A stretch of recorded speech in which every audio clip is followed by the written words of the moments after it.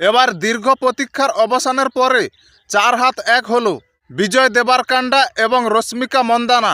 দীর্ঘ 5 বছরের প্রেমের সম্পর্ক পরিণতি পেল।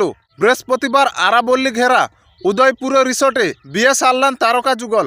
সকালে বিজয়ের পরিবারের তেলেগু নিয়ম মেনে এবং বিকালে রশ্মিকার পরিবারের কোডাভা নিয়মে বিয়ে সম্পূর্ণ হয়েছে। তাদের বিয়ের কার্ডে উল্লেখ ছিল যে রাজস্থানের উদয়পুরে একটা হেরিটেজ প্লেসে বিজয় রশ্মিকার বিয়ের আসর বসেছে।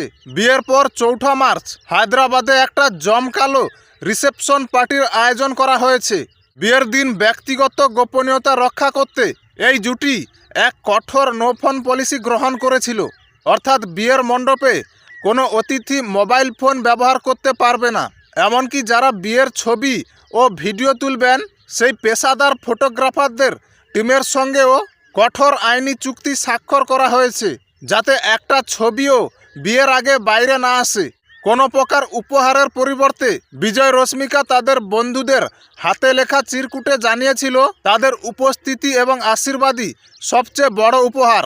একটা জিনিস লক্ষ্য করুন, শুধু এরা নয়, বিরাট, অনুষ্কা, রণবীর, আলিয়া থেকে অনেক কাপুলই প্রাইভেসি মেনটেন করেছে।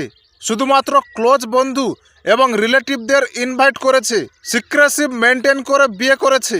কারণ নজর ইজ রিয়েল, কারোর নজর যাতে না লাগে।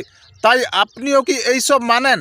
আপনার কি মনে হয়, কারোর অশুভ দৃষ্টির ছায়া কি পড়তে পারে, নাকি প্রাইভেট রাখার অন্য কোনো কারণ রয়েছে? আপনার কি মত কমেন্টে জানান।